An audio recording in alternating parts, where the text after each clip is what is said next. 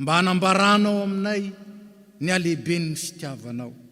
Mangataka aminao zahay, ataovy tsapanay zany, ataovy velona ty anatinay zany, mba azahoanay kosa manavao ny fanolorantenanay ho anao, ka hanompo, hanandratra, ary hanambara sy ampiseho ny atsaranao eo amin'ny fiteninay, eo amin'ny asanay, eo amin'ny fitondrantenanay, eo amin'ny fifandraisanay aminao sy fifandraisana amin'ny hafa. Ko amin'ity alahady tolakandro ity, raha miombonay toy ny mpianakavin'ny finoana, dia ako ny fanahinao masina ampiray anay aminao, ary ampiray anay tsiraray avy koa, ahatonga anay ho vava iray sy saina iray, no entinay manome voninahitra anao, ilay tompon'ny fahasoavana rehetra, ary mendrika ny fiderana, ny fisaorana, ny fankalazana, ny fiobiana mandrakizay. Amen. Petraka isika.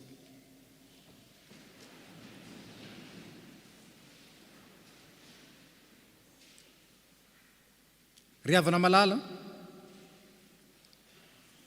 aoka enontsika ny teny manambara ny sitrapon'Andriamanitra amintsika amin'ity alahady ity indray.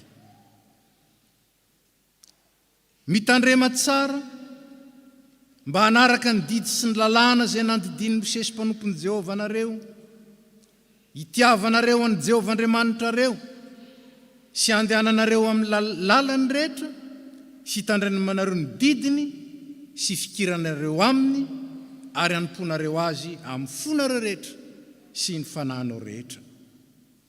Ary izay mitandrina ny didiny no mitoetra ao aminy, ary izy kosa ao aminy. Ary zao no ahafantarantsika fa mitoetra ao amintsika izy, dia ny fanahy izay nomeny antsika.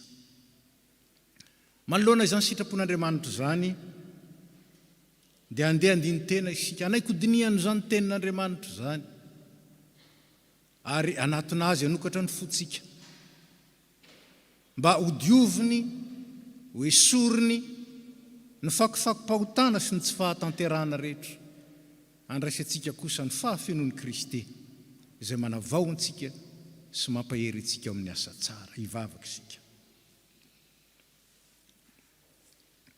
Raha eo reto manatona anao ny zanakao,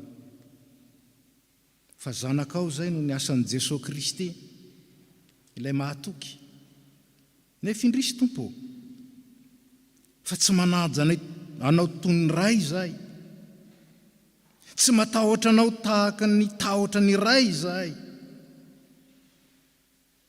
fa indraindray aza maniratsira amin'ny fihetseponay, maniratsira amin'ny fihetsika sy ny fitondrantenanay, maniratsira satria ny teny aloky ny vavanay dia hafa, ny ataon'ny tananay sy ny alehany tongotra kosa hafa. Ry Jesosy Kristy tomponay io, tonga teto amin'izao tontolo izao ianao, ilay tompo, tsy ho mitompoina fa mba hanompo. Nasehonao marimarina tamin'ny fanetretenanao zany, nefa indrisy tompo izay mpianatrao tsy mba tahaka izany.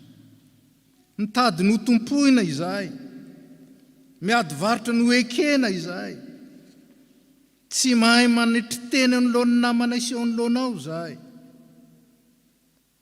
ary tsy mahay mandefitra noho ny fitiavana. Ry tompo Andriamanitra eo, fitiavana tsy misy toy izany ny tiavanao anay, tsy nisy ny tia na iza na iza, tsy nisy ny tia anay tahaka ny tiavanao anay, nefa indrisy tompo, tsy tianao tahaka izany zahay. Hoy ianao hoe, izay mino ahy dia mitandrina ny didiko, mitonona ho mpino zahay kanefa tsy mitandrina ny dinidinao, tsy mikatsaka ny fanjakanao sy ny fahamarinanao.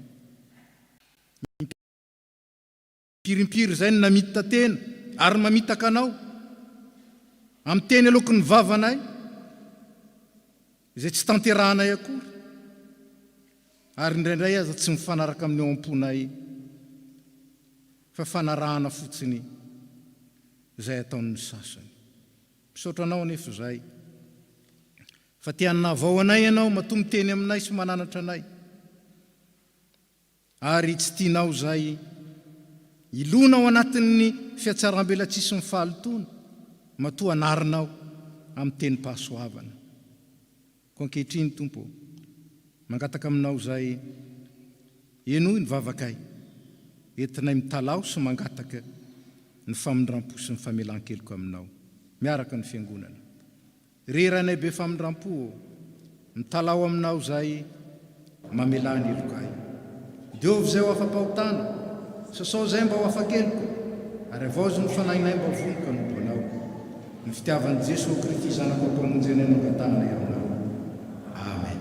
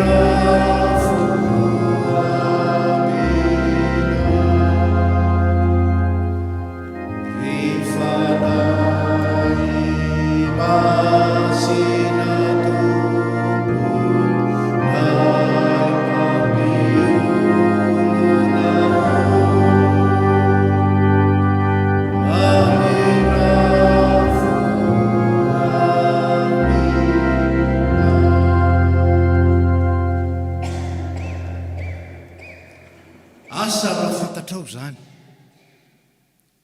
fa efa nomanin'Andriamanitra ela ny famonjena sy ny famonjenanao, ary ataony vonona mandrakariva ny famindram-pony no ny fitiavany asy ny fitiavany anao, ka na impirimpiry aza sy zaho sy anao ny miodina ka solafaka avaozin'Andriamanitra kosa ny famindram-pony satria lehibe ny fitiavany. Ko anao izay mibebaka marina, raiso amin'ny fahatokina, amin'ny fankasitrana sy fisaorana, ny teny izay manambara fa tiantsika ny Tompo ary manavao indray ny famelan-keloka ho an'ny mpanota rehetra izay mibebaka. Aoka iara-mitsangana isika.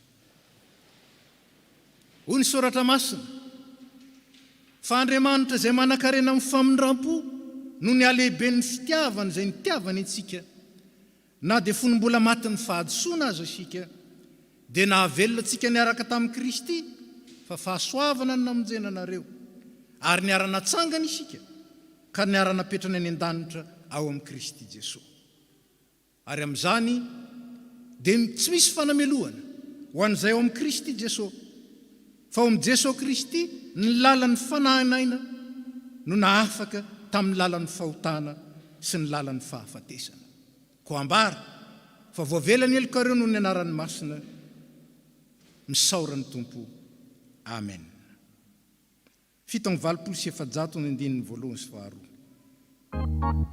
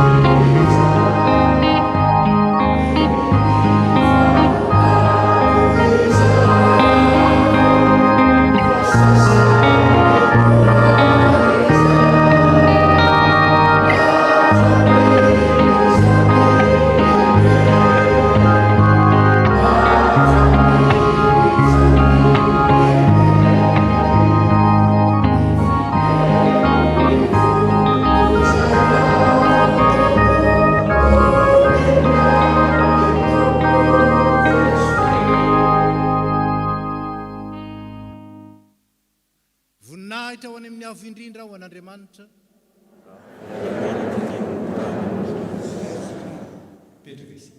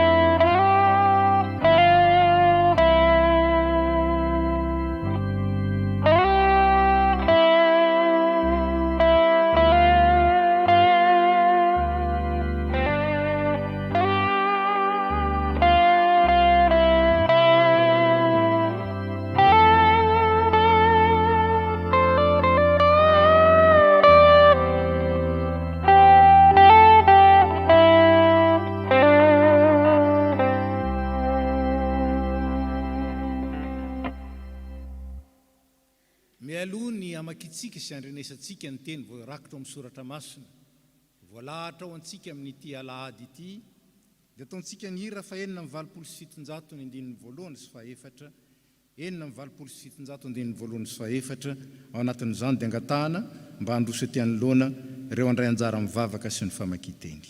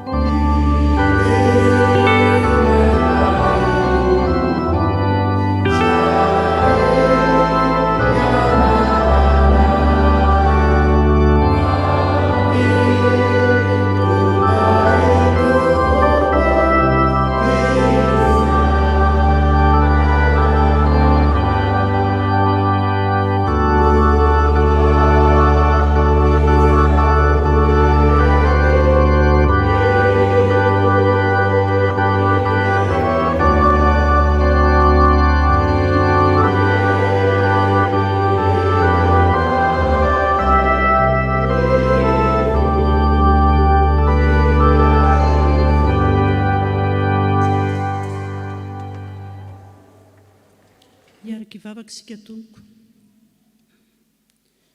ry Andriamanitra rainay eo, sotranao izay noho ny fotoana izay omenao ahafahanay mandinika ny teninao. Tompo, maminay tokoa izao fotoana izao, andrinisanay ny feonao, andraisanay ny hafatra avy aminao, sarobidy aminay satria ny teninao dia teny mampahery ny fanahinay. Manetre izao fotoana izao Tompo, ary mangataka ny fitarian'ny fanahy masina izahay ahafahanay mandre ary koa mankatoa ny fahamarinana sy ny fahendrena ao anatin'ny teninao. Mitenena Tompo amin'ny ara-tsoanao ry Jesosy Tompo malalo no anaovanay izany vavaka izany. Amen. Iaraka maka ny teny soratra masina isika. Izany dia hitantsika ao amin'ny boky ny Exodosy toko 420 ny andininy 7 ka hatramin'ny 9. Exodosy toko 420 ny andininy 7 ka hatramin'ny 9. Rehefa hitantsika dia hovakiana amin'ny anaran'i Jesosy. Dia tonga Mosesy ka nanambara tamin'ny olona ny teny rehetra izay nataon'i Jehovah sy ny fitsipika rehetra. Ary namaly indray miredona ny olona rehetra ka nanao hoe ny teny rehetra izay nolazain'i Jehova dia ataonay. Ary Mosesy nanotra ny teny rehetra nataon'i Jehova, dia ny fomaraina koa ka nanorina alitara teo ambonin'ny tendrombohitra sy tsangam-bato 12 araka ny firenen'i Israely 12. Ary ny zatovy amin'ny zanak'Israely ny rany dia nitondra fanatitra dorana ireo ka namono vato-trombolay atao fanatim-pihavanana ho an'i Jehova. Ary nalain'i Mosesy ny antsasaky ny rà ka nataony tao anaty lovia, ary ny antsasaky ny rà kosa natopony teo amin'ny alitara. Dia naka ny boky ny fanekena izy ka namaky teny teo anatrehan'ny olona. Ary hoy ny olona, izay rehetra nolazain'i Jehova dia ataonay sy ekenay. Ary nalain'i Mosesy ny rà ka natopony tamin'ny olona, dia hoy izy, indro ny rà ny fanekena izay nataon'i Jehova taminareo ny amin'izany teny rehetra izany.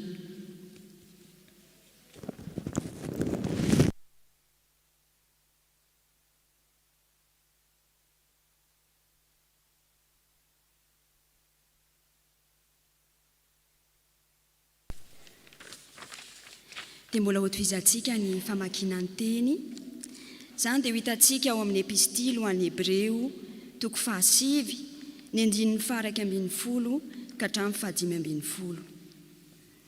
Hebreo 5 ny 9:10 ka hatramin'ny 5:10. Hovakiana amin'ny anaran'ny Tompo. Fa Kristy kosa rehefa tonga ho mpisorona be ny amin'ny zavatra tsara ho avy, dia namaky teo amin'ny tabernakely lehibe lavitra sady tsara lavitra, izay tsy natao tanana, izany hoe tsy isan'izao zavatra ary izao, ary tsy mba nitondra rano sy lasy ranjanak'omby izy, fa ny ranony tenany dia niditra indray mandeha ho any amin'ny fitoerana masina ka nahazo fanavotana mandrakizay. Fa ranondrano sy lasy ny ranom-bola ary ny lavenim-batotry ny omby-vavy hafiafy amin'izao voaloto no manamasina hatramin'ny fanadiovana ny nofo, maika fa ny rano Kristy izay nanatitra ny tenany tsy manatsino an'Andriamanitra tamin'ny alalan'ny fanahy mandrakizay no anadio ny fieritreretanareo ho afaka amin'ny asa maty mba hanomponareo an'Andriamanitra velona. Ary noho izany dia mpanalalana amin'izay fanekena vaovao izy, rehefa niaritra fahafatesana ho fanavotana amin'ny fahotana natao tamin'ny fanekena voalohany mba ahazoan'izay voanjo ny teny fikasana dia ny lova mandrakizay.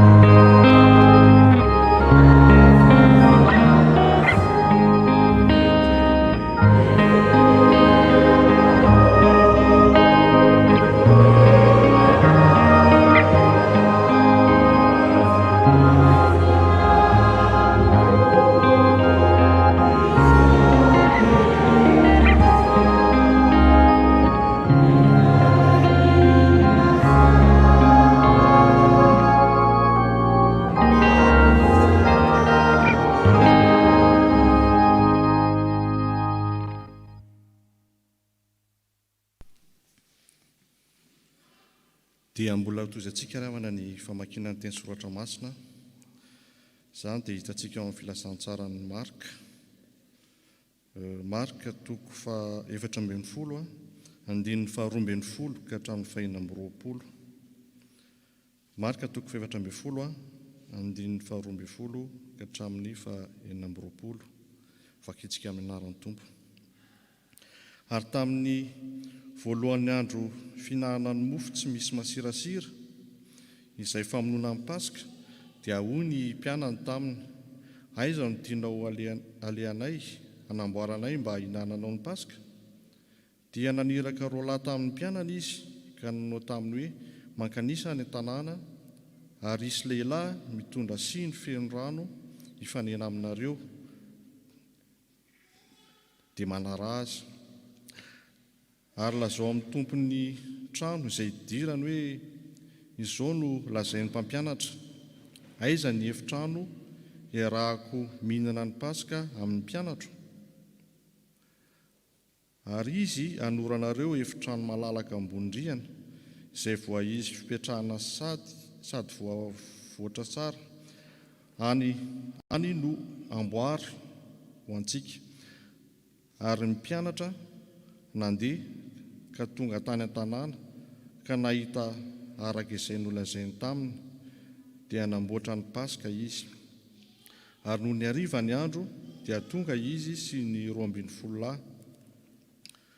Ary raha nipetraka nihinana izy dia hoy Jesosy, lazaiko aminareo marina tokoa fa ny anankiray aminareo dia izay iray miara-mihinana amiko no hamadika ahy. Dia nalahelo izy ka samy nanontany azy tsirairay hoe, izao va izany? Ary izy nanao taminy hoe, izay anankiray amin'ny 12 lahy miara-matsoboka amiko ao anatin'ny lovia no izy. Fa ny zanak'olona dia mandeha tokoa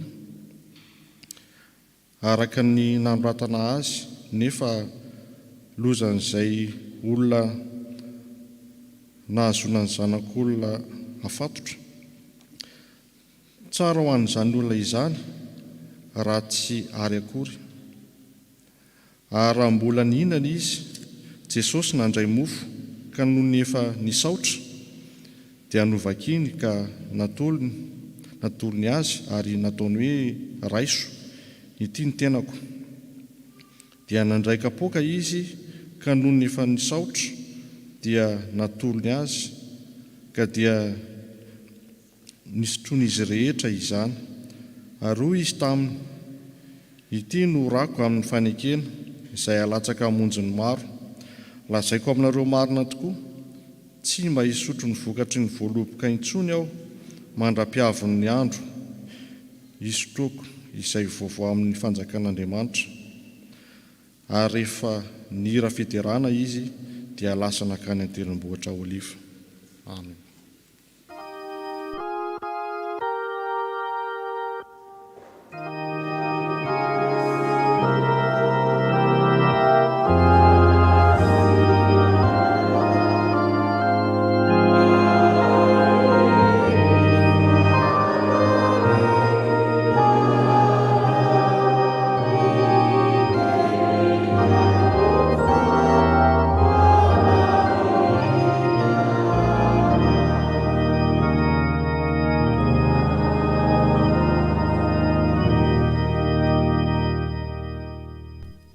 Telo amby efapolo sy roanjato andininy faharoa sy fahatelo. 3 amby efapolo sy roanjato.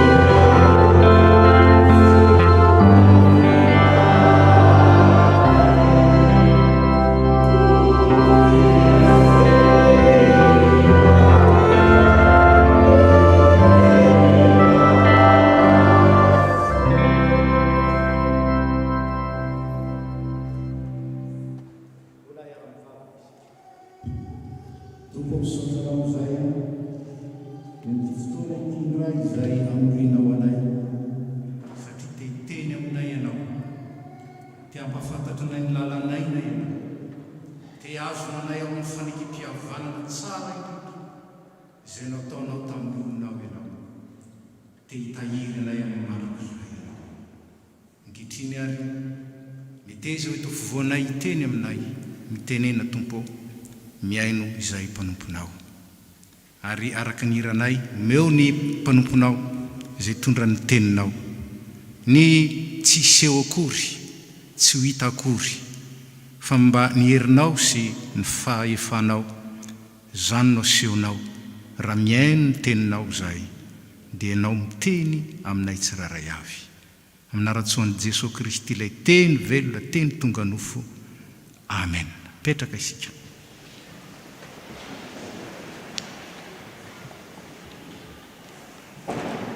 Fanekem-pamonjena no ataon'Andriamanitra amin'ny olony. Fanekem-pamonjena no ataon'Andriamanitra amin'ny olony. Mety mahazatra antsika ny fandrenesana n'izany hoe fanekena ataon'Andriamanitra amin'ny olona. Nefa tiana hosoritana androany ny mahazava-dehibe, ny mahatsapa, ny hevi-dalina ao anatin'izany atao hoe fanekena izany a, indrindra fanekem-pamonjena no entin'Andriamanitra nitsenantsika ary manatanteraka miaraka amintsika. Misy heviny maromaro ny antsoina hoe famonjena. Fa telo ihany no singanina ao amin'ny Baiboly. Misy heviny telo. Ny voalohany, ny atao hoe famonjena dia fanafana amin'ny fahafatesana. Fanatsoahana ny olona mba tsy ho tratry ny fahafatesana. Ao amin'ny Soratra Masina dia io ny famonjena lehibe sady voalohany indrindra. Dia ny namonjenantsika tsy ho tratry ny fahafatesana mandrakizay, mba hahatonga antsika tsy ho very mandrakizay. Zay le fahafatesana faharoa ambaran'ny Baiboly. Io ny voalohany. Ary io natsoina hoe famonjena lehibe ary famonjena mandrakizay. Ny faharoa, ny famonjena dia fanafana amin'ny loza, danger io isika. Fanafana amin'ny loza isan-karazany izay mananotanina ny tena, ny vatana, ny saina, ny fo, dia mety tandondomondoza, mety ho simba, mety ho maratra, ary mety ho tratra ny loza mihitsy azo. Ka ny famonjena ambaran'ny Soratra Masina dia manafaka amin'ireny loza ireny. Ary ny fahatelo, ny famonjena dia fanafana amin'ny fahasairanana, na antsontsika hoe ny zava-mahory samihafa. Rehefa misy zavatra tsy tanteraka, tsy ampy eo amin'ny fiainantsika, antsoina hoe besoin, dia mamonjy amin'ny alalan'izany koa Andriamanitra. Io nambaran'i Davida ao amin'ny Salamo 120, haintsika loatra: Jehovah ny mpiandry ahy, tsy hanan-java-mahory aho. Inona ny hevitra zany? Tsy misy na inona mahory ahy, zany hoe ilaiko, ka tsy omen'Andriamanitra ahy amin'ny fotoanany. Reto roa farany reto, ny famonjena amin'ny loza sy ny famonjena amin'ny fahasairanana na amin'ny zava-mahory, ireo no antsoina hoe famonjena andavanandro, salut quotidien. Fa ilay voalohany kosa nantsoina hoe le salut éternel, maharitra, mitsoy. Ary arak'izany a, samy omen'Andriamanitra ny olona ireo. Ny anankiray ho amin'ny mandrakizay, izay any an-danitra ny fahatanterahany, ary ny roa kosa ivelomantsika eto, iainantsika miaraka amin'Andriamanitra. Zao anefa ambaran'ny Soratra Masina koa fa mifampitohy ireo manompoka eto ny fiainana mandrakizay, manompoka eto ny fiainana mandrakizay, manompoka eto ny fiazonana ilay famonjena zay omen'Andriamanitra ary anaovan'ny fanekena amintsika, manompoka eto zany. Tsy vizin'ny kristianina mihevitra fa ity Andriamanitra ity dia Andriamanitra ny fanomezana. Ary marina zany, satria ity izy dia manome izy. Saingy tsy fanomezana fotsiny nomen'Andriamanitra antsika amin'ny alalan'i Jesosy Kristy zanany. Fa raha tsy zany dia nirahany ny anjely. Raha tsy zany dia nisokafany fotsiny lanitra dia natobany ny zay tokony ilaitsika. Tsy fanomezana fotsiny, fa fizarana, partage isika. Fifanakalozana madio sy maritra, échange isika. Ary io nantsona amin'ny fiteny hoe fanekena na fifanekena, testamenta lazantsika azy. Fanekena na fifanekena. Ary antsona koa izy hoe fanekem-pifamatorana, alliance. Avy amin'ny hoe alliance ny hoe lié, mifamatotra. Fanekem-pifamatorana, ary ho antsika malagasy dia fatantsika tsara io, satria io ny viany teny hoe fatodra, fatorana amin'ny alalan'ny ra na tsitsika. Zay somary andidina ny hoditry ny anankiray, andidina koa ny hoditry ny anankiray dia atoky eo ny raha anankiroa, zay ny atao hoe fatodra. Ary ny olona vita fatodra zany tsy mivadika, tsy mivadika. Zany no fatodra, alliance de sang teo amin'ny malagasy. Zao anefa tsy mahazo manao fatodra amin'ny olona ny kristianina. Zavapady eo amin'ny kristianina zany manao fatodra amin'ny olona zany, satria Kristy irery ihany no nanaovan'ny kristianina fatodra. Ity ny rako ny tompo dia ny amin'ny fanekena zay alatsaka ho an'ny rehetra ho famelan-keloka. Ity ny rako ihany, tsy misy afa-tsy ny rako. Amin'ny teny baiko zany dia milaza exclusivité. Ny rako ihany no hifanaovana fanekena amin'ny olona rehetra, ho an'ny rehetra. Tsisy hoe ho an'ny sasany dia mba fatodra kosa, tsia. Ao amin'ny tompo ary eo amin'ny tompo rery ihany. Arak'izany zavapady amin'ny kristianina zany manao fatodra amin'ny olona zany.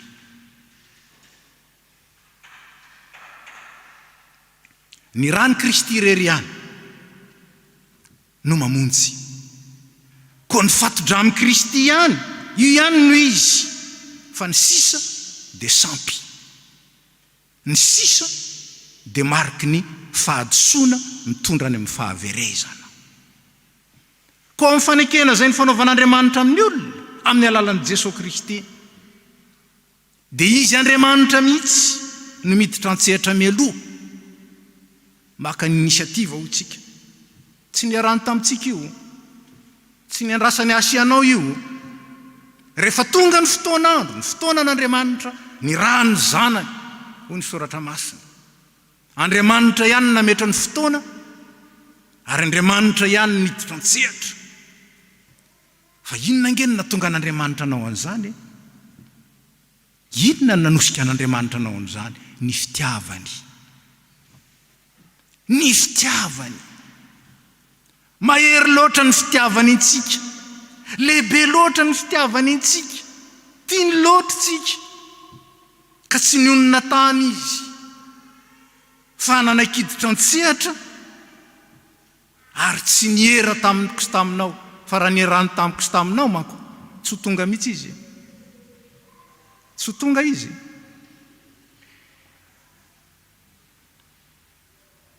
Koa zava-dehibe ny mahatsapy zany. Tia asy tianao ny tompo, ary tia amin'ny fitiavana lehibe tsy misy to azy. Fa tsy misy nanana fitiavana lehibe noho izay nataon'i Kristy dia nanolotra ny ainy hamonjy ny ondriny. Koa misy zavatra telo ary finosin'ny fanekem-pamonjena izay ataon'Andriamanitra amin'ny olona. Zavatra telo. Voalohany, fanehoany ny fitiavany. Fifamantoram-pitiavana. Zany koa no teny hafa ilazana. Ity fanekem-pamonjena na fanekena ny fanaovan'Andriamanitra amin'ny olona ity. fanekem-pitiavana, fanekem-piavana amin'ny olona. Nahoana? Satria tsy tiany isy overy. Mariana zany fa ao anatin'ny fanekena zay fanaovan'Andriamanitra antsika tsy misy toerana intsony man'ny fahaverezana, tsy misy. Tsy manan-toerana ao amin'izany ny fahaverezana. Ary araka izany, ninona mahavery, ninona mety mampisaraka amin'Andriamanitra, ninona mety mampiverina indray ilay fahafatesana zay efa nanesorana antsika, efa nanafahana antsika, dia mandrava, manitsakitsaka ilay fanekena. Fanehoan'Andriamanitra ny fitiavana zany, ary mila valintsika amin'ny fitiavana. Resahako rehefa avy eo zay. Ny faharoa, sady te hanome antsika ny fiainana mandrakizay Andriamanitra, zany hoe fiainana ho amin'ny ho avy tsy manam-pahatamperana, no te hanome antsika koa ny zavatsoa ilaintsika ety an-tany. Hanome ny zavatsoa ilaintsika ety an-tany. Ampitandremana ihany sika amin'ny firehana teolojika sasany, zay mampanantena antsika ny zavatra mahafinaritra rehetra sy tsara rehetra eto amin'ity zao tontolo izao ity. Antsoina amin'ny hoe théologie de la prospérité, izay ilaina ihany. Tsy hoe ilay koran'andreo hoe raha mila fiara ianao tianao men'Andriamanitra ny fiara faran'izay tsara, le tena le tonga lafatra, ko raha tsy ilainao zany. Ataonao inona fiarakodia 600 chevaux, nefa voafetra 300 fotsiny ny kilometra isan'ora no azo ale, atao inona? Ka ampitandremantsika ao anatin'izany, izay ilaina. Ary zay le nanambaran'i Davida, tsy misy ninina ilaiko ka tsy omen'Andriamanitra amin'ny fotoana. Ny zavatra rehetra azo atao i Paoly, fa tsy ny zavatra rehetra ny mahasoa. Ny zavatra rehetra azo atao fa tsy ny zavatra rehetra ny mampandroso. Ka ilay Andriamanitra te hanome antsika ny fahasoavany eto amin'izao tontolo izao omeny. Ary zany ilay fanekena. Zany ilay fanekena. Tian'Andriamanitra isika hahazo handray amin'ny fahafenona ny fahasoavany ety, ary tian'Andriamanitra isika hizara ny mandrakizainy ao amin'ny fanjakany. Reo ilay famatorana. Noho izany ninona manalanao ao anatin'izany, tahaka izany ny fiheveran-tena ho zavatra, ny fitokina amin'ny tena, tahaka izany ny fifikirana amin'izao tontolo izao sy ny fombany, tahaka izany ny fanarahana, ny fomba fisainana sy fijery izay tsy namboarin'Andriamanitra ho anjarantsika, mandrava ilay fanekena, ilay fanekem-pamonjena.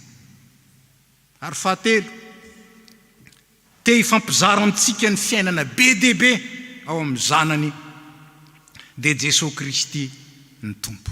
Zaho avy mba hanana ny fiainana ho Jesosy, ary hananany be dia be. Ny mpangalatra tsy avy raha tsy hakany azy. Ny mpangalatra tsy ho avy raha tsy hakany azy, ary ny azy ihany. Ary ny marimara koa tsy ny azy akory aza fa ny anao, fa ny tena mpiandro tsara kosa mizara ny momba azy rehetra amin'ny ondriny. Ary zany ilay Andriamanitra, zarainy amin'ny ondriny ny azy rehetra.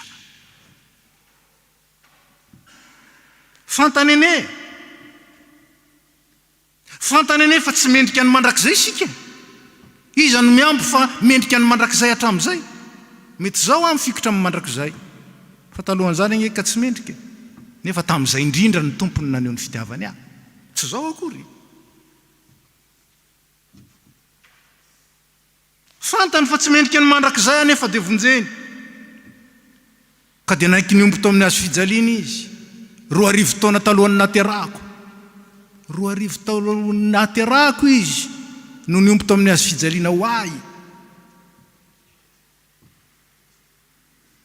fantany fa 4 arivo taona teorina ny Bible fantany saingy vonjeny fantany fa tsy mendrika ny mandrakizay ny nefa dia tarino amin'ny fiavao zany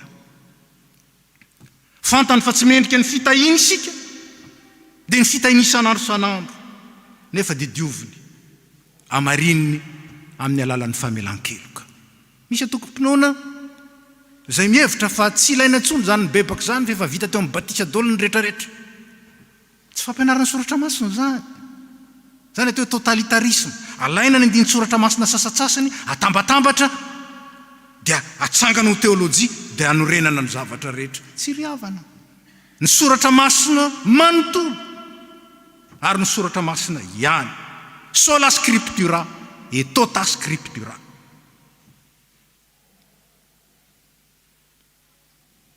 riavana tsapatsika ve zany tsapatsika ve zany finiavan'Andriamanitra te hizara te hifampizara ny zavatra rehetra amintsika zany fa tsy anome fotsiny aintsika moa fa ny kisoa rehefa avy misasa dia makany any amin'ny lotondray mba ho sasana Andriamanitra rehefa manafaka atsika amin'ny ota dia mizara ny fahadiovany mizara ny fahamasinany mizara ny fahamarinany zany lay Andriamanitra tsy hoe nahita ny lototsika fotsiny izy dia manafaka atsika amin'izany loto zany fa mitantana atsika koa izy mba handeha amin'ny fahadiovam-piainana mandeha amin'ny maha-olom-baovao tsapatsika ve zany tsapatsika ve ny alehibe ny fitiavan'Andriamanitra atsika sy ny fanehoany zany ka amalintsika zany fitiavany zany koa amin'ny fitiavana mitovy lenta fa tsy hoe tiantsika ohatran'izay izy dia tsika mba manao fombafomba fotsiny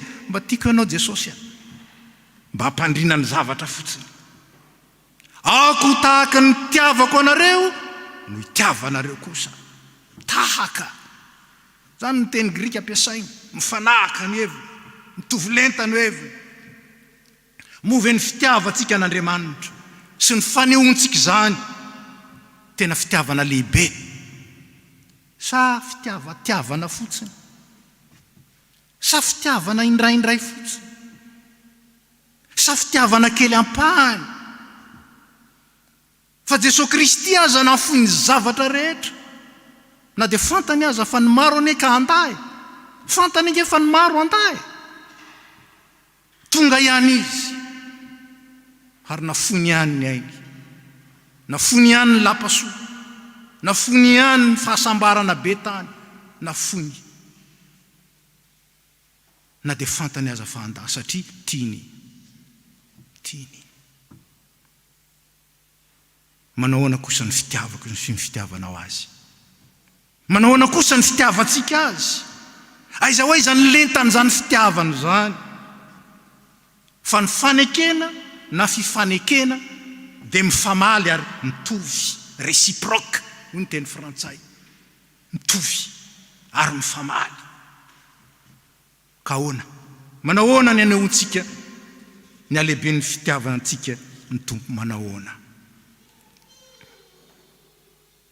antso no ataon'ny soratra masina antso no alefa ny filazantsara ahoana no azohoko mamaly ny fitiavan'Andriamanitra dia amin'ny famaliko ny fitiavany amin'ny fitiavako azy dia ho ihany ny soratra masina tiava ny tompo Andriamanitra aho amin'ny fonao rehetra ny sainao rehetra ny fananao rehetra ary ny herinao rehetra zany hoe ny mombanao rehetra aneho ny fitiavana an'Andriamanitra ny mombanao rehetra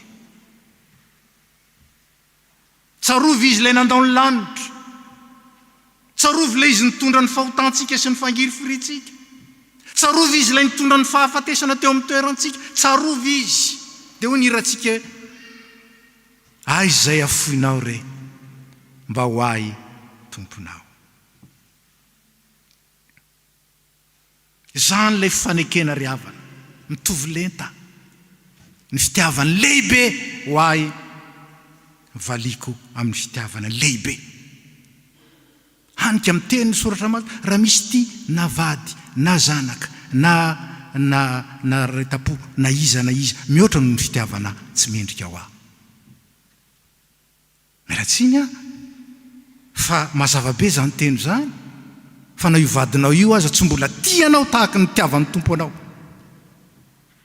na io zanakao io ary tsy mbola tianao tahaka ny tiavan'ny tompo anao, io ray aman-dreninao io tsy mbola ny tianao tahaka ny tiavan'ny tompo anao. Zany no heviny ka fitiavana manahoana anao valitsika ny fitiavan'ny tompo. Faharoa, nafo ny zavatra rehetra izy mba hanome antsika ny fiainana mandrakizay.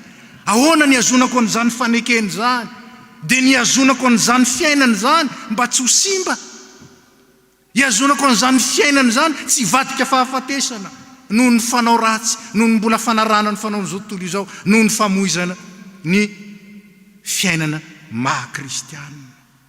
Ary ahoana ny azonana zany? Amin'ny fiombonana aminy, firaisana aminy amin'ny alalan'ny fiainam-bavaka. Ny olona tsy manana firaisana amin'ny Kristy, tsy manana fiainam-bavaka manary ny fiainana mandrakizay, manitsakitsaka ny fiainana mandrakizay. Fa ilay vita fanekena kosa miazona izany tsy ho simba. Ary ahoana koa ny azonako izany? Satria tsy ny mandrakizay ihany no nomen'Andriamanitra fa ny fitahiny ety koa raisiko ny zavatso nomeny aho, nampanantenainy aho. Ary zava-dehibe io ao anatin'ny soratra masina efa nambarako ny amin'ny hoe ny atao espérance chrétienne. Tsy mba miresaka espoir ny Baiboly. Ny espoir manko le volen'ny saintsika, ny espoir manko le mamaika atsika. Mangetaheta zao dia raha zao mahita coca, zay le espoir. Fa le espérance kosa dia milaza ianareo zay mangetaheta makanesa amin'ny rano. Nampanantenen'ny tompo zany ary omeny ho an'izay mangetaheta marina ka mitady azy. Raisiko ny zavatsy omeny aho. Amin'ny alaliny, amin'ny fitandremako ny teniny sy ny anaovako ny sitrapony. Zany nge ny azonantsika le fanekeny. Zany le fanekeny efa nataony tamin'ny Israely, raha hitandrina ny teniko ianareo. Vakeo nge ny Deutéronomie 7:20, ny 2 ka hatramin'ny 4:10. Inona ny fahasoavana? Tsy omeny antsika raha hitandrina ny teniny isika, loharan'ny-pitahiana, loharan'ny-pahasoavana ny fitandremana ny tenin'Andriamanitra, ny fitandremana ny didiny, ny fifankatiavantsika izay mbola resahako any amin'ny farany. Ary ny farany indrindra iazonana ny fanekena. Dia ny antsona, za tsy hitako izay ilazana azy amin'ny teny malagasy, ny reconnaissance.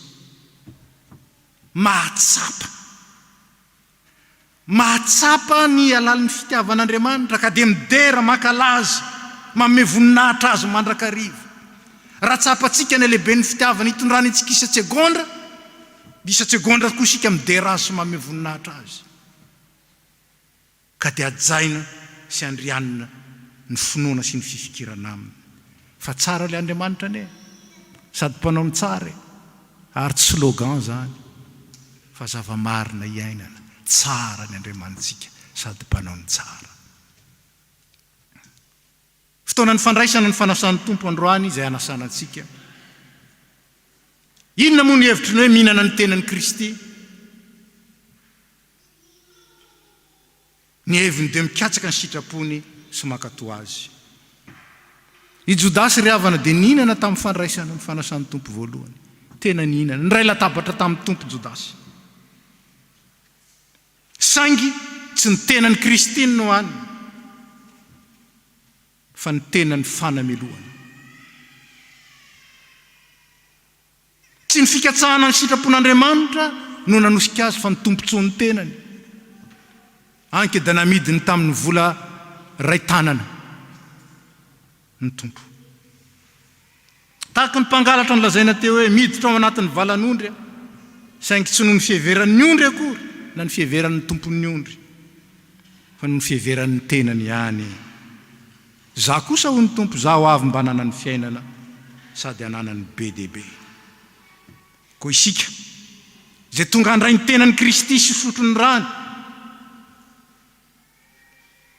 ny tonga handray zany ho fankasitrahana azy, ho fanomezam-boninahitra azy, ho fanomezana dera sy laza azy, fa tonga ihany koa anamafy ilay fatorana, ilay fanekem-pamonjena izay fanatolony antsika maimaimpona ary ampatsiaroviny antsika mba tsy hivaha na oviana na oviana, mba tsy hivaha zany fatorana izany ho mafy ho azo antoka.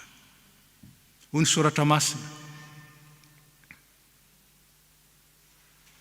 aoko tahaka ny tiavako anareo ny fankatiavanareo kosa, zay rehetra tia zay niteraka dia tia zay naterany koa. Ko ny fitiavantsika an'Andriamanitra araka ny tenin'Andriamanitra dia tsy maintsy midika koa fitiavantsika ny mpiray finoana. Araka izany dia tsy ho anao ihany ny andraisanao ny fanasan'ny Tompo, tsy ho anao ihany, fa voalohany ho an'ny Tompo ary ho an'ny namanao. Zay izaranao ny fitiavan'Andriamanitra aminy, le fitiavana maharo-po, le fitiavana mandefitra, le fitiavana izay matoky, maharitra, manantena ny zavatra rehetra. Eny fa na io sakaiza manahirana io aza, raha ao anatin'ny fiombonam-panahy sy ao anatin'ny vavaka dia inoko rampitso, mety ho rafaka pitso araka ny fotoanan'Andriamanitra. Ampanakekeziny aho, tsy arabatana fotsiny, tsy amin'ny mafiangonana fara-ponoana koa. Zany fanantenana velona zany ny ainantsika ny fitiavan'i Kristy. Mipiripiringany ny vadika fa tsy nitsoaka ny fitiavany, tsy nitsoaka ny fitiavany. Nahoana ny antsika no hitsoaka satria ny vadika indray mandeha na indroa ny avantsika na ny namantsika. Ahoana moa ny inontsika ny Jesosy Kristy nitondra fahoriana noho ny amintsika, raha tsy vonona kosa hiaritra isika noho ny amin'ny hafa zay mbola heverintsika fa mbola ao anatin'ny fahalemena, ao anatin'ny fahotana. Fanekem-pamonjena, raha miazona an'izany isika dia matoky koa fataon'Andriamanitra ho fiasam-pamonjena koa ny mpandray fanasan'ny Tompo dia olona ampiraisiny Kristy, ampiombonin'ny Kristy, na dia ao anatin'ny fahasamihafana azy, mba haifampitondra. Ary zany ampianarana soratra masina, ianareo matanjaka aza mijery ny malemy tsara anareo ny eritreriny. Haikay fantatry Paoly apôstôly fa misy malemy ao amin'ny fiangonanao ary misy matanjaka ao. Inona no didin'ny matanjaka amin'ny malemy ary inona no didin'ny malemy amin'ny matanjaka? Zany ny iainana ny atao communion, zany ny iainana azy, fa tsy idéaly akory. Ola olokendry tany Madagasikara hoe mbola ety an-tany ny fiangonana, ary tsy maintsy eketsika zany. Ary mbola ety an-tany izy, missionnaire izy, missionnaire izy, fa tsy mpianoka fotsiny ny fitahian'Andriamanitra ka dia nahazo aty ka dia mbola pio ihany ny ahy fa mihevitra ny hafa, ary indrindra mihevitra ny faneken'Andriamanitra, fanekem-pamonjena ho mandrakizay. Ianareo ny vavolombeloko ny Tompo, ianareo ny vavolombeloko, vavolombelony zany isika, tsy vavolombelon'ilay fanjakana efa tanteraka, fa vavolombelon'ilay fanjakana zay tian'Andriamanitra ho tanteraka ka hitaomany ny tsy tanteraka rehetra. Ino azy? Anaraka azy ary amaly ny fitiavany amin'ny fitiavana tsy mety levona. Raiso ny fitahiana. Ho aminareo rehetra ny fahasoavan'i Jesosy Kristy Tompo ny fitiavan'Andriamanitra ray ary ny firaisana amin'ny fanahy masina. Ampiorina anareo amin'ny fitiavan'i Kristy, ahatonga anareo vavolombelona mahatoky ka ho mpanompo mahavokatra be, ary ny vokatrareo ampitombo ny ambaindain'ny fanjakan'Andriamanitra. Ho izany ene ity fiangonana ity, ary ho izany ene ianareo izay napetraky ny Tompo sy tezainy ho vavolombelona mahatoky. Matoky ilay niantso anareo, izy hatanteraka izany amin'izay matoky azy. Amen. Petraka isika.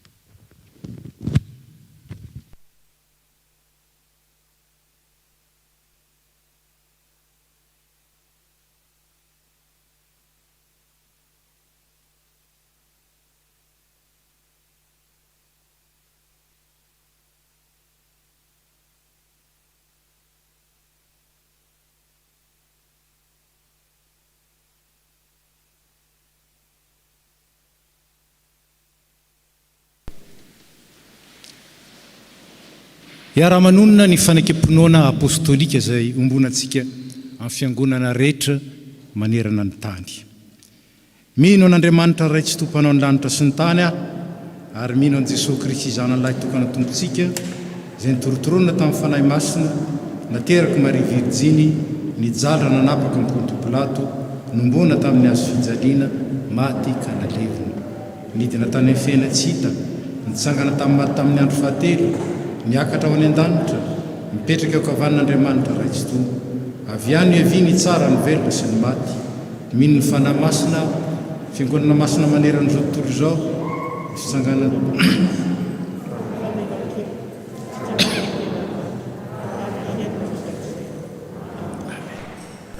petraka isika.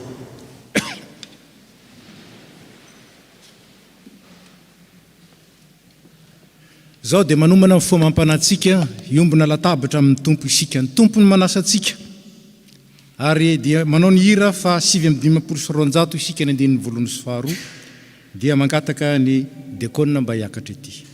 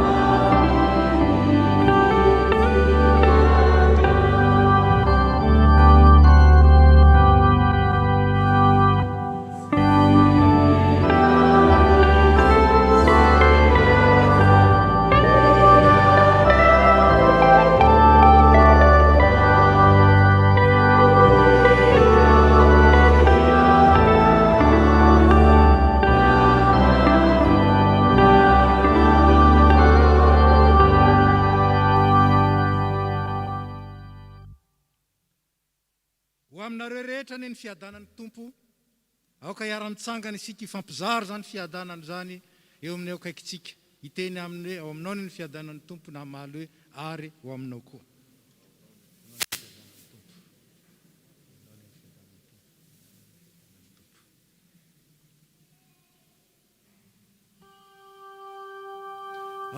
Asandrato ny fonareo ho eo amin'ny tompo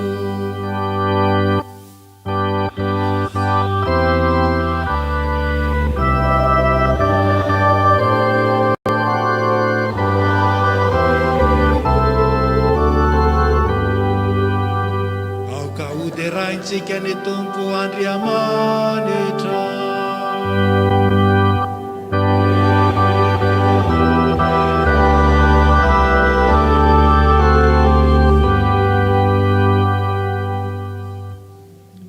entiko tompo ray masin'andriamanitra mandrakizay mahefa ny zavatra rehetra mety tsy mahavonjy ny saorana ianao amin'ny fotoana rehetra sy amin'ny toerana rehetra amin'ny alalan'i Jesosy Kristy tomponay zay tianay sy nanolotena monjy anay amin'ny alalan'ny kinideran'ny anjely ny fiandriananao itsaon'ny fanapahana sy ny fahefana rehetra anao amin'ny tahotra ary arano fiangonana ny an-danitra sy ty-antany midera ny anaranao amin'ny fiobiana ary zay koa ankehitriny tompo dia miara-manandratra ny feonay aminy ka mifanajana lehibe no hideranay hoe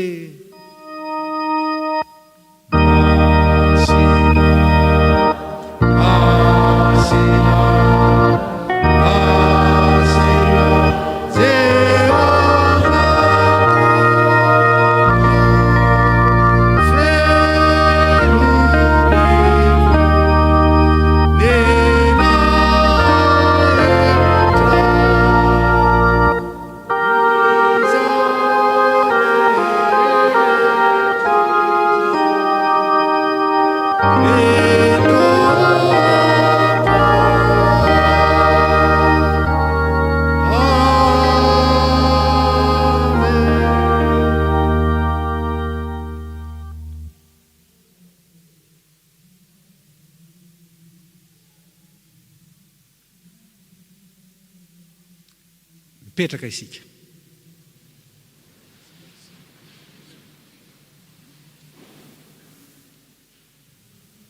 Ry kristianina malala aoka isika atsiaro an' Jesosy Kristy zay maty ny solo antsika nitsangana ho fanamarinana antsika dia fanatim-pihavanana zay natolotr'Andriamanitra antsika zany aoka isika hiara-misaotra sy hivavaka. Misaotranao zay ry Andriamanitra ranay tompony lanitra sy ny tany fa noho ny famindramponao aminay mpanota mahantra dia nomenao ny zanako lahy tokana mba tsy ho very zay rehetra mino azy fa hanana fiainana mandrakizay. Ry ray any an-danitro ndreto zay manao teo anatrehanao ny fahatsiarovana ny fahatongavan'ny zanaka olona ny fijaliany sy ny fahafatesany ny fitsanganany tamin'ny maty ary ny fiakarany tamboninahitra sy ny fifonany mandrakizay ho anay ka dia miandro sy mitalao ny fiverenany ray izahay. Ankehitriny raha io haidiny ny fanahy masina mba hamen'ny fonay ka andraisanay tokoa ny tomponay amin'ny finoana velona amin'izao izy manatona anay amin'ny alalan'ny fanasana izao fa ny fananao masina no arinao anamasinanao ary anomezanao anay ny zava-tsoa rehetra hotsapany tokoa anie ny fanatrehanao ka tsy izay intsony no velona fa ianao no velona ao anatinay. Miaraka ny fiangonana. Re Jesosy Kristy Tompo, zay izay tonga eto anatrehanao iombona amin'ny latabatra masina dia mangataka mba hampiraisinao aminao tahaka ny sampana voaloboka. Ampianaro ifankaty tahaka ny fitiavanao anay. Arako izay ara-manana ny fiangonana masina manontolo, ny fiononana sy ny fifaliana aminao, dia ianao izay miara-manjaka amin'ny ray sy ny fanahy masina hatramin'ny taloha indrindra ka ho mandrakizay. Amen. Aoka ara-mitsangana ny fiangonana. Enoriavana ny teny izay voarakitry ny apôstôly masina, mitahiry ary mampatsiaro antsika ny zavatra niseho tamin'ny fanasan'ny tompo voalohany. Fa Jesosy Kristy tompontsika tamin'iny aliny izay namadiana azy dia nandray mofo ary rehefa nisaotra izy dia nigovakiny dia hoy izy, raiso ano ity ny tenako izay omena ho anareo, izao no atao fahatsiarovana. Ary toy izany koa ny kapoaka rehefa nihinana dia hoy izy, misotro amin'ity rehetra fa ity no rako, dia ny mifanekena vaovao izay alatsaka ho an'ny rehetra famelan-keloka. Ko na oviana no misotro ianareo, dia izao no ataovy ho fahatsiarovana. Ko dia misaorany ray izay nampamendrika antsika hanana anjara amin'ny lovan'ny olona masina eo amin'ny mazava. Amen. 17 ny andinin'ny fahatelo ny raintsika izao. 17 ny andinin'ny fahatelo.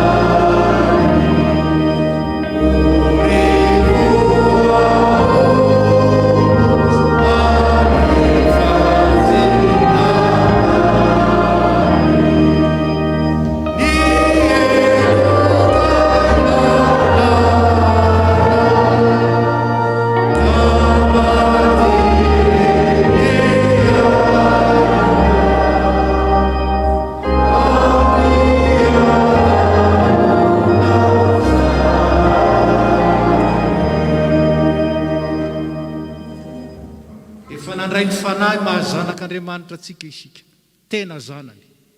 Zany no ahafahantsika miara-manonona ilay vavaka nampianarin'ny Kristy manao hoe, rainay izay any an-danitra, ho masinina aneny ianaranao, ho tonga aneny fanjakanao, atao aneny sitraponao, ety amin'ny tany tahaka ny any an-danitra.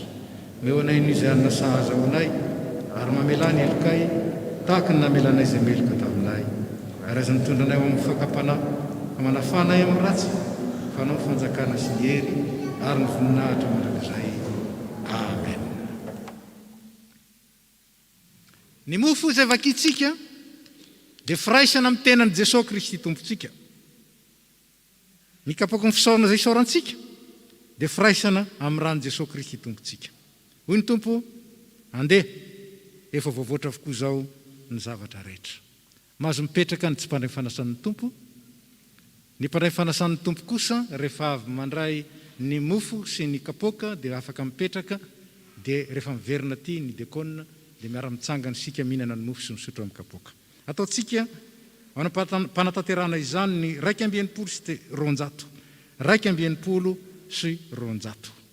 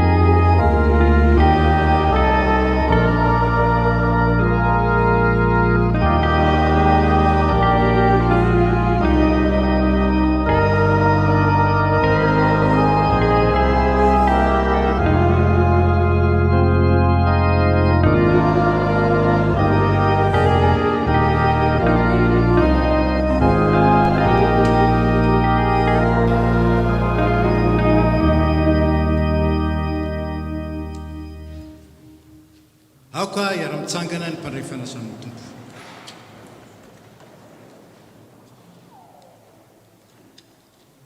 Hoy Jesosy Kristy tompo, raiso ano tiany tenako izay omena ho anareo, izao no atao fahatserovana.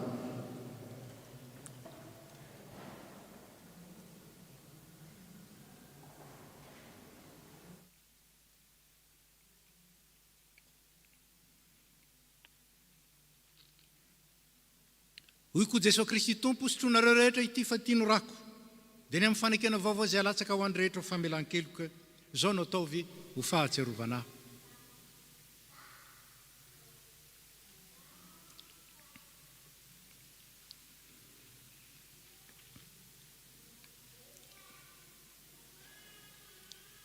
Jesosy Kristy tompontsika izay vombo tamin'ny hazo fijaliana ka nitsangana tamin'ny maty, nefa nanome anareo ny tenany sy ny rany izay nanavotany anareo tamin'ny fahotana rehetra, izy ny ampahery sy aro anareo amin'ny finoana marina ho fiainana mandrakizay ho aminareo ny fiadanana. Mbola ataontsika ny hira fa 920 sy 200, 920 sy 200.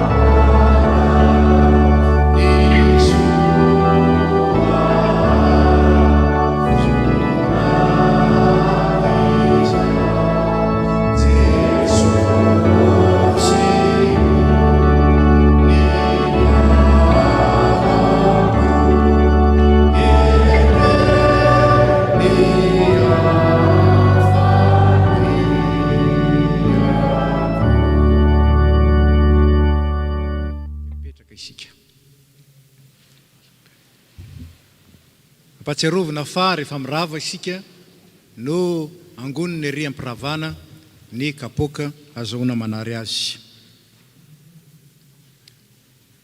Sao dia tonga amin'ny fotoana izay ilazana ny raharaham-piangonana isika mangataka ny tompony anjara mba handroso amin'izany.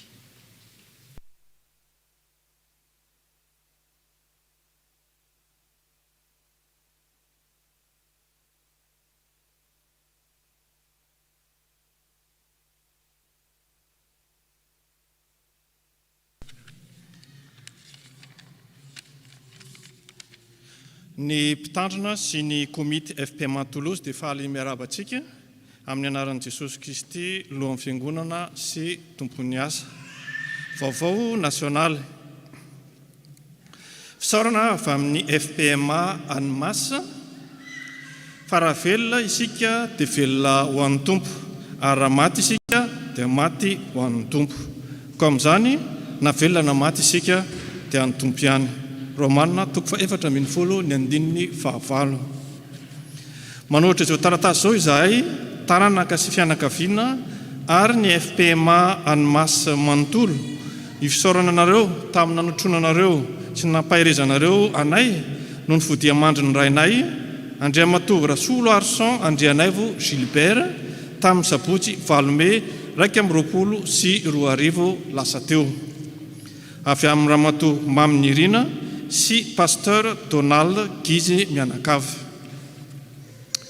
Fitombavaka sy fiofanana SAP KNPL. Mitoetrany ny fitombavaka isan'andro amin'ny 4 ora sy amin'ny 7 ora ny alatsinainy ka hatramin'ny asabotsy afa-tsy ny alarobia alina, izay anasana antsika rehetra amin'ny alalan'ny radio vatsy na anjomara FPMA. Isaky ny alarobia amin'ny 7 ora alina dia manasa antsika rehetra ihany koa anaraka ny fiofanana SAP KNPL zatsika rahana amin'ny phone call toy ny mahazatra araka ny numéro sy code misoratra. Vaovao faritany. V3e fatsanina. Mitohy ny fandraisana ny souscription ho fanonana ny projet mpitandrina matianina eto amin'ny faritany Atsimandrefana izay ifampizarana amin'ny tafo Clermont-Ferrand. Mampatsiatsika fa 300 € isam-bolana no anjaran'ny tafo Toulouse, 251 € isam-bolana hatramin'izao ny souscription régulière voaray. Mbola manentana antsika hatrany amin'ny fandraisana anjara amin'izany fikasana lehibe izany. Vaovao tafo. Filazana manjo. Efa niady ny atsara aho na tanteraka ny fiazakazana aho, ny tahiry ny finoana aho. Timoty 2:4-7. Amin'ny finoana sy ny fanantenana fitsanganan'ny tena maty no ampandrenesana ianareo fa ny ava-malalanay Rakoto Arvelo Veloson David dia natsono ray ody any aminy ny talata voalohan'ny volana Jona 2024 tany Madagasikara raha ny vahiny 7 taona teto an-tany. Ony zanany Andrianavo Mahery Keke ary ny aina sy Antavololona Noro. Famangina manjo.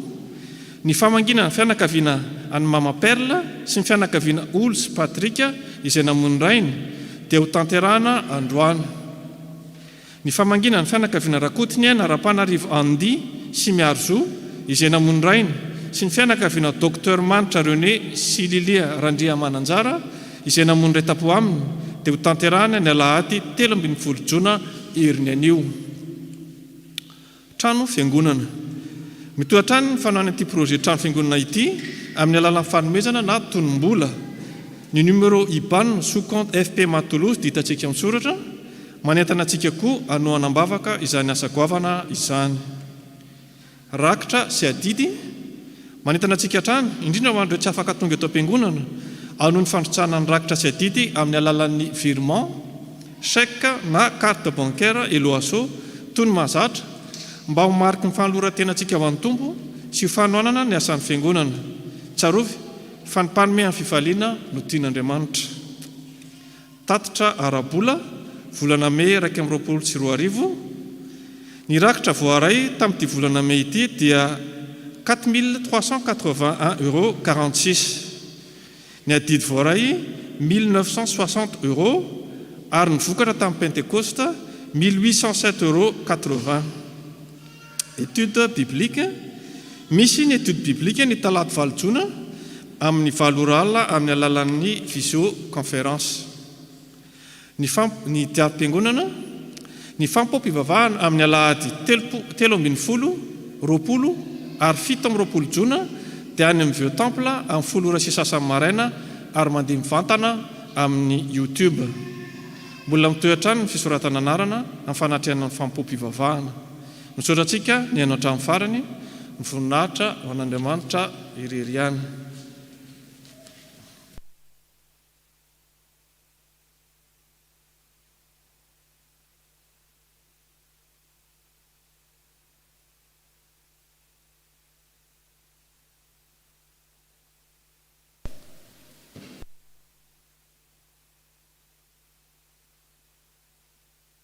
Fanamafisana efa nanetsiketsehana tsika teto ny amin'ny fametrahana mpitandrina matianina eto anivon'ny faritany ary ezaka izay anetsehana ny tafo rehetra eto amin'ny faritany izany izay misy 5.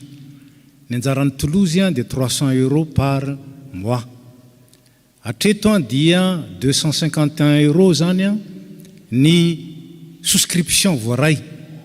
Hitantsika amin'izany fa tsy ampy 9 € sady monja izany nefa koa dia raha tsy metsikitsika dia mijanona ho izany ihany. Raha misy fotsiny 7 etsehany fanahy androany anolotra 1 € isam-bolana.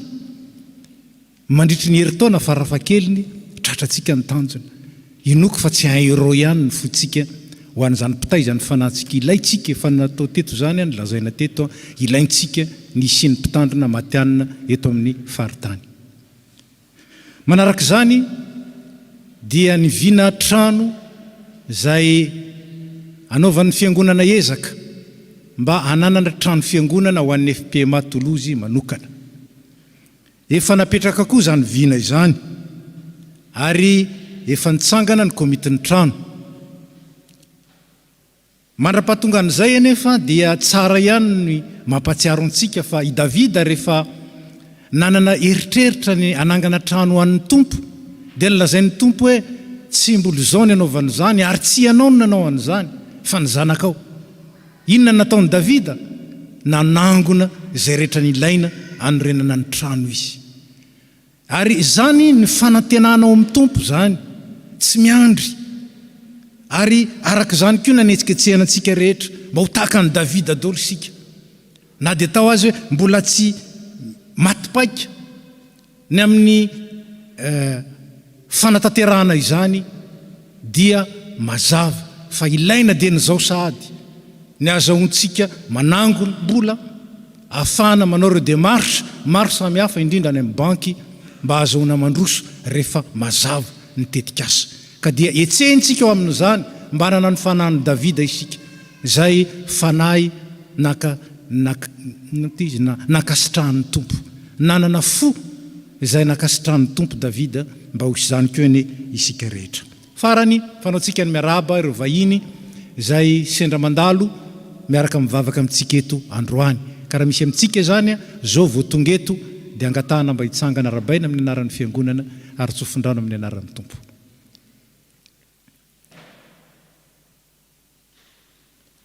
Tsy misy ka dia tonga amin'ny fotoanan'ny fanatitsika izao riavana. Araka ny ataontsika dia mitambatra ny rakitra na ny rakitra fandraisana na ny rakitra voalohany sy faharoa fanaontsika teo aloha, mitambatra ho iray ihany ka tsy ny anankiray ihany narotsaka fa izy rehetra atambatra zay ny fanahan'le izy. Dia ataontsika ny hira 7:300 dia tsaroa fa zay manome fifaliana no akasitrahan'ny tompo. Mariana fa isika ny tokantrano na isika tsy afaka namonjy ny fampivavahana dia afaka mandrotsaka ny rakitra amin'ny alalan'ireo fomba zay efa napetraky ny fiangonana hitantsika amin'ny roy. 7:300.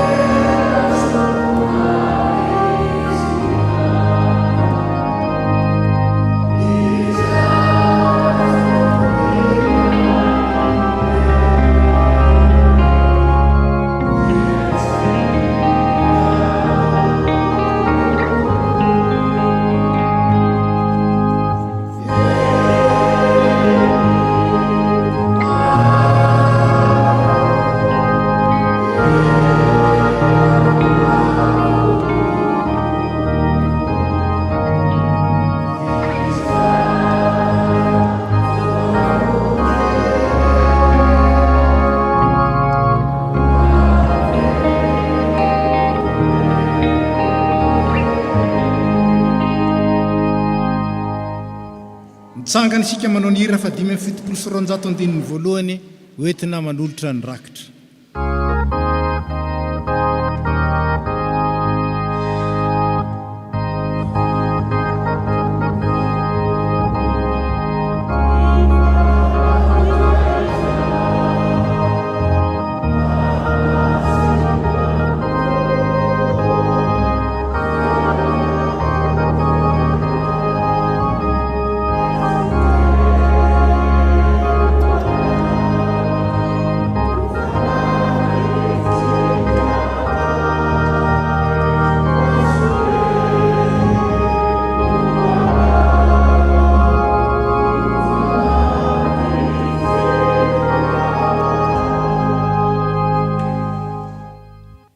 mipetraka isika.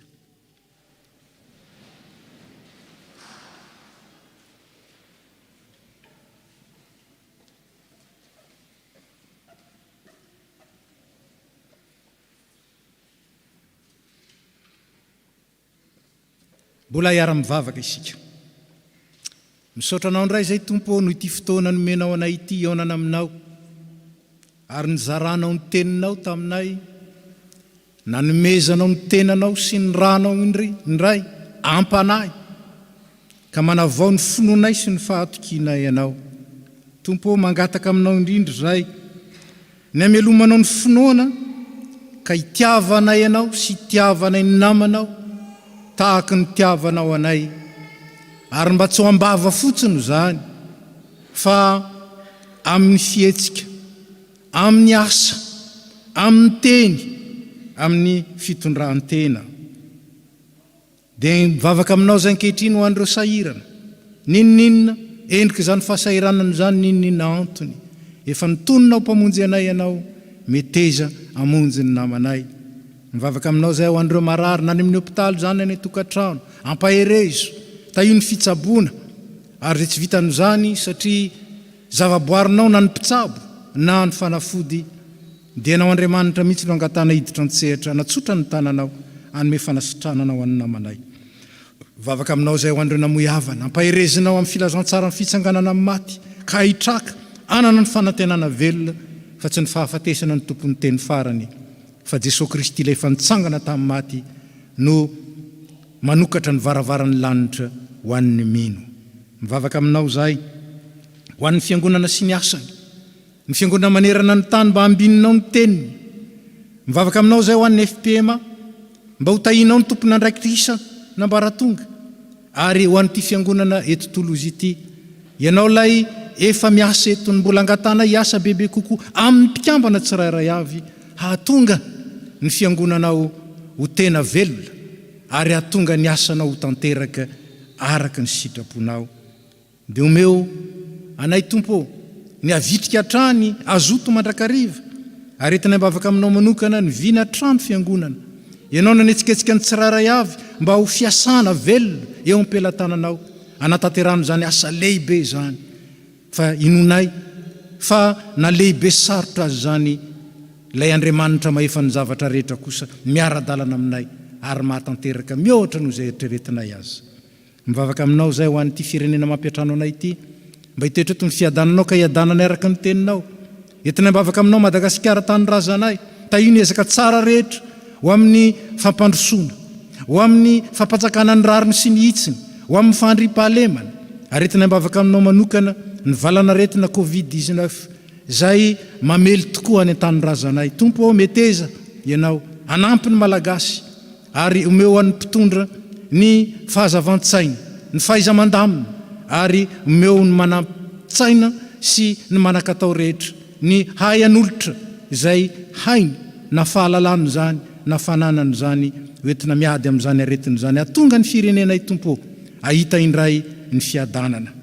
Mivavaka aminao izay ho an'ireo nandray fahasoavana, ataovy mahay makasitraka anao ary ataovy mahay mizara amin'ny hafa. Tompo, maro ny tena ingatahana, na ho an'ny isam-batan'olona, na ho an'ny isam-pianakaviana, nefa ianao malala ny ao amin'ny tsirairay avy, malala ny ao am-potso miloaka, ka dia valio araka ny habe ny fahasoavanao reny, ary dia hiderana ianao, hisaorana ianao, ankalazana ianao ny valim-bavaka, satria Andriamanitra mamaly ny vavaka ianao. Dia apetraka amin'ny anaran-tsoan'i Jesosy Kristy izany izay rehetra maso ny tena, ny saina ary ny fananay. Amen. Dia tonga amin'ny fotoana izay anatanterantsika ny fehim-pihavanana amin'ireo havantsika, isika mangataka ny fianakaviana rotonta izay namoy ny ray aman-dreny mba hiakatra ety, mba ilahatra ety anoloana ianareo, satria tsy azo atao no mitangorona eto araka ny fepetra ara-pahasalamana, ka dia angatana ny fianakaviana rotonta mba ilahatra ety anoloana. Tompoko azafady.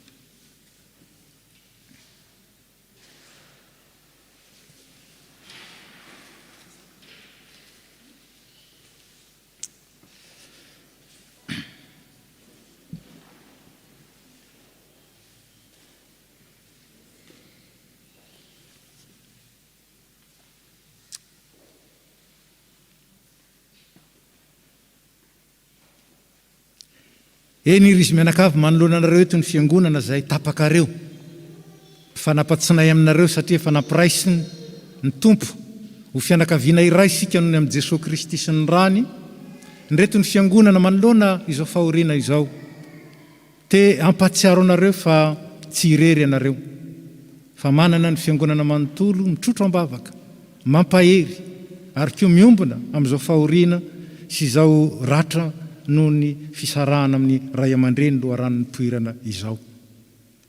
Ankoatra zany dia fantatsika fa tanam-polo ihany n'olombelona manoloana ny fahafatesana. Fa misy kosa ilay efa nandalo tao amin'ny fahafatesana ary nandresy. Manome antsika izany fandresena izany. Misy ilay ray mandrakizay. Ny olona mety mandao ny ratsika fa ny tompo tsy mba mandao. Ilay ray mandrakizay mitsinjo ny zanany ary mijery antsika mitoetra ho ray mandrakizay ary mametraka antsika tsy ho kamboty na dia eo aza ny fahalasana ny ray aman-dreny. Koa dia ataontsika miaraka ny hira 700 andininy voalohany sy faharoa. 700 andininy voalohany sy faharoa.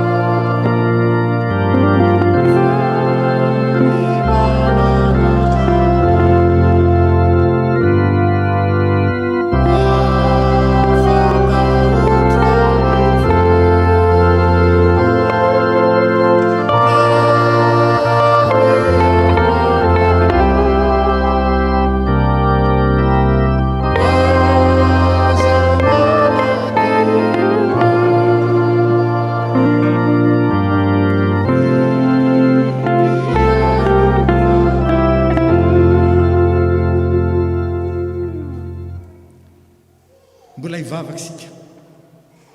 Zany ny iranay ry Andriamanitra telo zay iray.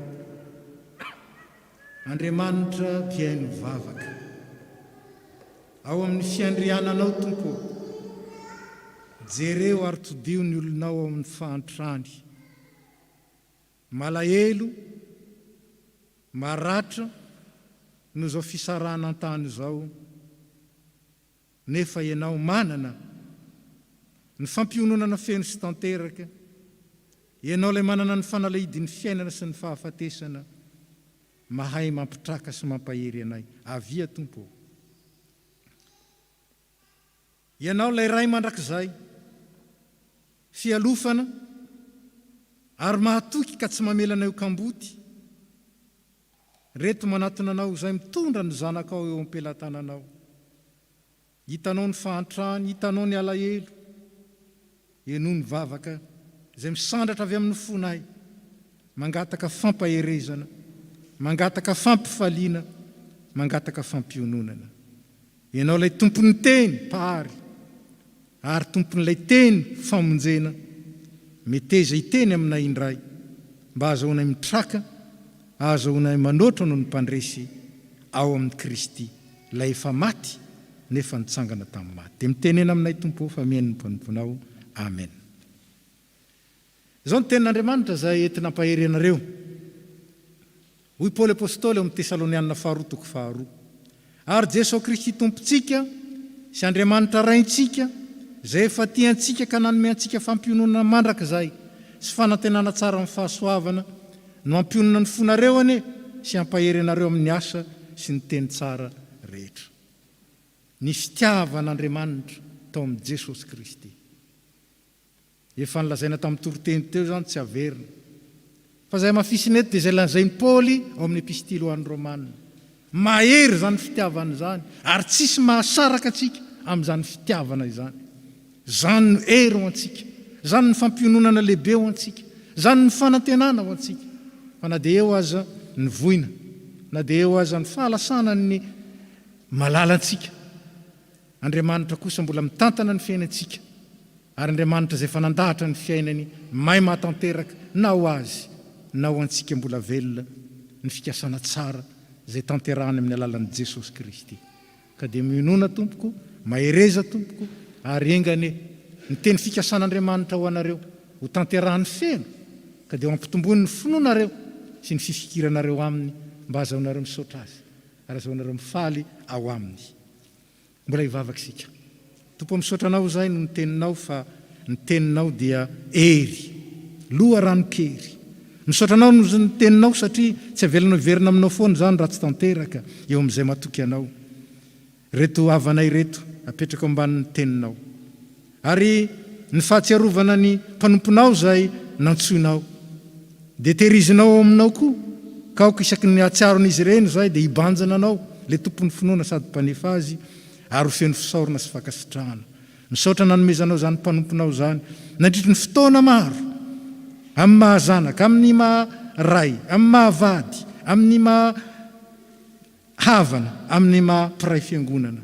Ary dia tehirizy mandrakariva ny fiangonana ao amin'ny firaisana amin'ny Jesosy Kristy mba hahatonga anay fampahery ao aminao isanandro. Dia ankinina amin'ny anaratsoan'i Jesosy Kristy zay fantatra fa mahasoa reto havanay reto. Tsy voatony ny vavanay ary tsy takatry ny sainay. Aina tanterahana kosa satria maefa ny zavatra rehetra ianao. Dia derainay ny anaranao, ray zanaka fanay masina. Amen. Endry izy mianakavy, zany no afatra avy amin'ny tompo ho anareo. Ary ho antsika rehetra koa, manoloana ny fahalasana ny ray, ny reny, na dia tsy azo kosehanao amintsika aza. Ny fahatsiarovana sy ny zavatra nyraisintsika tamin'izy ireny, ny azontsika antoka kosa dia ny tompo mahay manentsina ny banga ary mahay mitarika antsika tsy mamela antsika kamboty, mamakivaky izao fiainana izao, miandrandra ny Jesosy Kristy zay fahatanterahany fiainantsika. Ka dia mionona tompoko, mahereza, arengany ny fanamasin'Andriamanitra hitoetra aminareo mandrakariva, ampiorina anareo amin'ny fanantenana velona. Dia aza misosoka alahelo ny tompoko. Ankoatran'izany moa dia misy ny fempihavanana. Tsy afaka mandrosa ty aloha izay, kanefa kosa dia arotsakay ery amin'ny varavarana fidirana ery zany ho antsika dia mampatsiaro an'izany, fa misy kitapo anankiroa ao zany ho an'ireo fianakaviana roa zay anomezantsika zay fotsika mba anamevanatsika ny entamavesatra amin'izy ireo, fa indrindra fandraisantsika anjarako amin'izao voina zay mahazo azy ireo. Ka dia mahereza tompoko kely de kely kanefa ny fitahian'Andriamanitra mananambiampy mameno zay tsy vitanay. Ka dia mahereza ao amin'ny tompotompoko.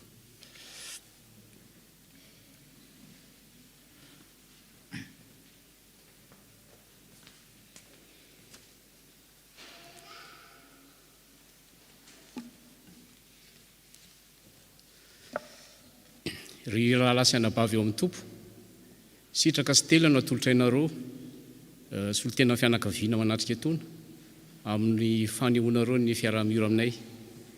Eny mandalo raha mainty zay ary mitafy lambatrona ka atao maizina ny tany aman-danitra. Tsy ny ambery-vatra akory ny mangidy na miparaky ny mangidy fa ny fisarahana tany. Kanefa dia teo nareo tonga ny dododo, tonga nampionanay, mitondra ny fampahirizana, napitraka. Tsy nataonareo vatlatsaka ankady zay, na sanatria sira latsaka andrano, fa teo foana nareo nanoana, na tamin'ny vavaka zany, na fitotronam-bavaka na ny fanotronanay, napitraka tanatin'izany raha ho mainty mitatao aminay zany. Ary tsy vitan'izany ihany fa mbola maro nitroso nidodododo nanao zay faraherina nampy na ara-tsaina na ara-batana na ara-panahy mandritra izany fotoana rehetra zany.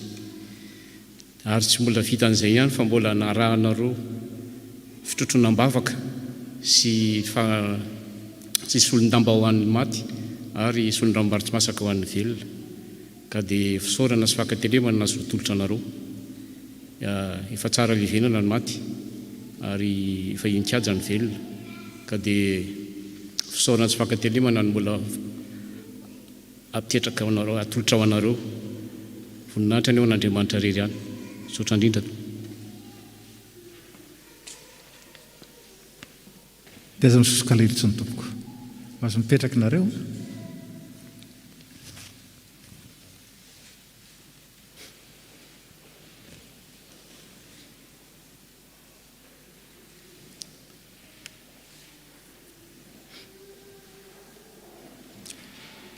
Mamarana izao fitompivavahana izao sika riavana, ataontsika mpitsanganana ny andinin'ny voalohany amin'ny hira fa 4:7 mialoha ny 4 sy ny tsodrano, ary ny andinin'ny faharoa kosa aoriana ny 4 sy ny tsodrano. Iara-mitsangana isika.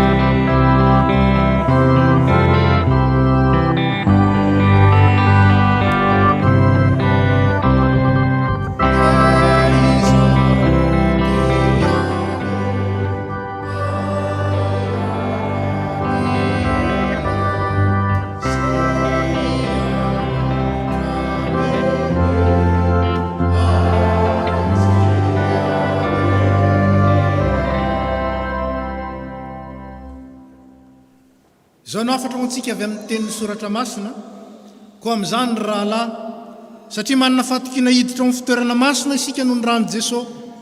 Aoka azontsika mafy ny fanekena ny fanantenana mba tsy hozongozonany fa mahatoky ilay efa nanao ny teny fikasana. Ary aoka isika hifampandinika hampandroso ny fitiavana sy ny asa tsara. O aminareo any eny Tompo,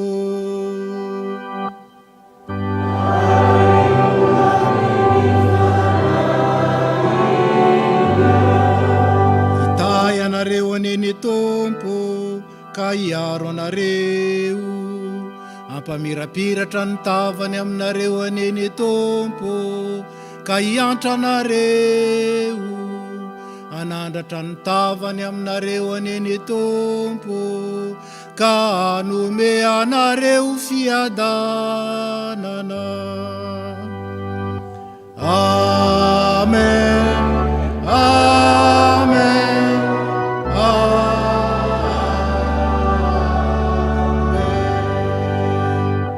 Alleluia, alleluia, alleluia, alleluia, alleluia,